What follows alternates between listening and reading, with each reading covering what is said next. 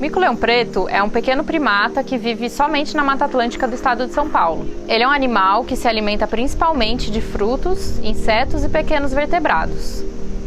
Pelo fato dele se alimentar dessas frutas, ingerir as sementes e essas sementes ainda assim estarem viáveis à germinação, e por ser um animal que se locomove bastante na floresta, numa grande área, ele é considerado um bom dispersor de sementes.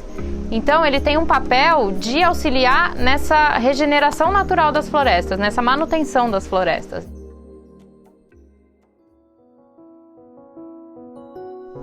A Mata Atlântica, ela vem passando por um processo de devastação e de fragmentação desde que o Brasil foi descoberto. E não é diferente do que aconteceu aqui no estado de São Paulo, que é a área onde o mico-leão preto vive.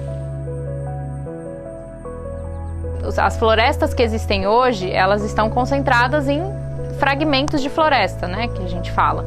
São áreas de floresta isoladas e reduzidas e que, por consequência, diminui o tamanho das populações de animais que vivem nesses locais. E isso aconteceu com o mico-leão preto. Quando a população fica muito reduzida, a gente enfrenta um problema que é a baixa variabilidade genética desses indivíduos que fazem parte da população. E quando a variabilidade genética é baixa, esses animais eles têm mais dificuldade de se adaptar às mudanças que estão acontecendo no ambiente, entre elas as mudanças climáticas que a gente tem enfrentado. Isso faz com que a população tenha um risco maior de desaparecer no futuro. Para ajudar essas pequenas populações, a gente tem algumas estratégias que a gente desenvolve. Uma delas, que é uma estratégia de longo prazo, é o estabelecimento de corredores de floresta. Então, o plantio de extensões de floresta conectando esses fragmentos que existem para que a gente possibilite que essas populações que estão isoladas, em um determinado momento, daqui 20, 30, 40 anos, estejam novamente conectadas. Mas essa é uma estratégia de longo prazo. Então, se a gente esperar 3 décadas para que essa população possa ter uma área e aumentar de tamanho, provavelmente essa população vai desaparecer. Nesse meio tempo, a gente trabalha com outras estratégias, como, por exemplo, o manejo de populações. Uma das formas da gente manejar a população é através da translocação, que consiste na retirada de grupos de uma população e movimentação desse grupo para uma outra população que esteja precisando de uma suplementação. Nesses trabalhos, a gente identificou que uma população específica que vive num fragmento de floresta na Fazenda San Maria, que precisava de uma ajuda urgente, dessa suplementação urgente. Ao longo desses últimos 10 anos, a gente observou um declínio dessa população. E por isso, a gente escolheu essa população para passar por essa ação de manejo, por essa translocação. E dentre as possíveis populações que poderiam atuar como população fonte, a gente encontrou que a população do Parque Estadual do Morro do Diabo é a que se mostrou mais adequada, por ser uma população considerada viável e que tem essa capacidade de se recuperar com a retirada de 1 ou 2 grupos, que significa aí menos de 0,1% da população total. Em um primeiro momento, a gente espera que o grupo translocado ele explore bastante essa área e num segundo momento, os indivíduos subadultos que compõem esse grupo, eles devem sair do grupo em busca de novos parceiros, de formar novos grupos. Então, esse na verdade, é o grande objetivo. A partir desse momento, eles vão parear com indivíduos que já residem, que já são dessa população e posteriormente vão ter suas crias, ter filhotes, que é o grande objetivo da translocação. A gente tem então um aumento da variabilidade genética nesse fragmento.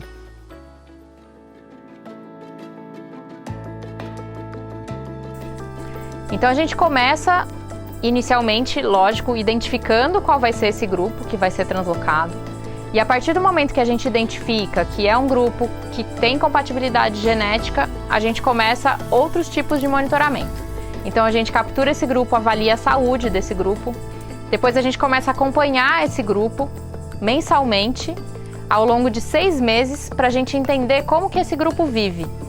Esses parâmetros que a gente avalia antes, eles vão ser os que a gente vai utilizar para avaliar o sucesso do nosso manejo.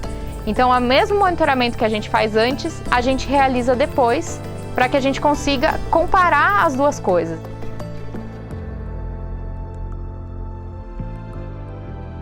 A captura do mico-leão preto normalmente é feita no interior de ocos de árvores. Eles, todo dia à noite, né, o grupo inteiro ele entra no oco de uma árvore e fica ali até a manhã seguinte. Então, o que nós fazemos é a gente segue esse grupo ao longo do dia, espera o anoitecer quando eles entram nesses ocos e aí sim, no dia seguinte, bem cedo, antes do sol nascer, é realizada a captura. E a partir daí, a gente usando todos os EPIs, né, os equipamentos de proteção individual, máscaras, luvas, a gente também se equipa para não ter o risco de transmissão de doenças, por exemplo.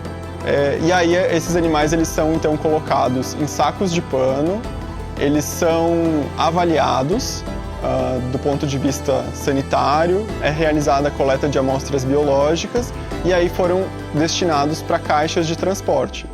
E aí sim a gente colocou esses animais então num carro, fez uma viagem de torno de 45 minutos até o local de destino onde foi realizada a soltura.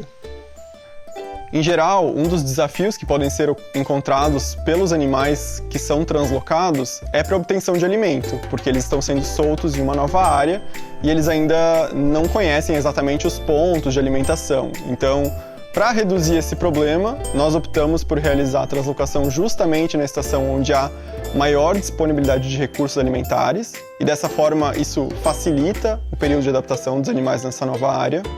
Pode haver competição com os outros indivíduos, outros micos que já residem nesse local, mas nós identificamos vazios que existem no fragmento. Então, por meio do estudo com bioacústica, né, com os gravadores, nós conseguimos identificar áreas onde há ou que são pouco ocupadas pelos micos-leões residentes e nós fizemos a soltura justamente nesses locais.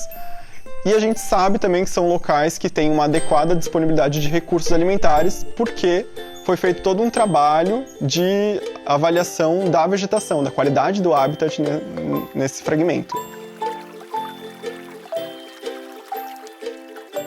A terceira etapa é justamente o monitoramento pós-translocação, em que a gente vai acompanhar esse grupo da mesma forma que a gente acompanhou no período pré-translocação. Então, passa o dia com esses animais, acompanhando como eles estão se alimentando, por onde eles estão se locomovendo e coletando todos esses dados. O monitoramento pós-translocação, ele dura 2 anos, então a gente vai mensalmente acompanhar esses grupos ao longo de 2 anos para coletar esses dados e realmente avaliar como que esse animal se adaptou a essa nova área. Dentro desse monitoramento, a gente também tem o monitoramento de saúde, né? Então, de 6 em 6 meses a gente faz a recaptura desses grupos para coletar as amostras biológicas que vão nos permitir avaliar a saúde desses indivíduos e também fazemos o monitoramento genético. Só que esse monitoramento genético, ele é feito após um período mais longo. Então, após 5 anos, a gente vai retornar para essa área, capturar esses grupos novamente, capturar outros indivíduos que possam ter surgido de novos grupos para ver como que se deu essa questão da mistura genética desses indivíduos.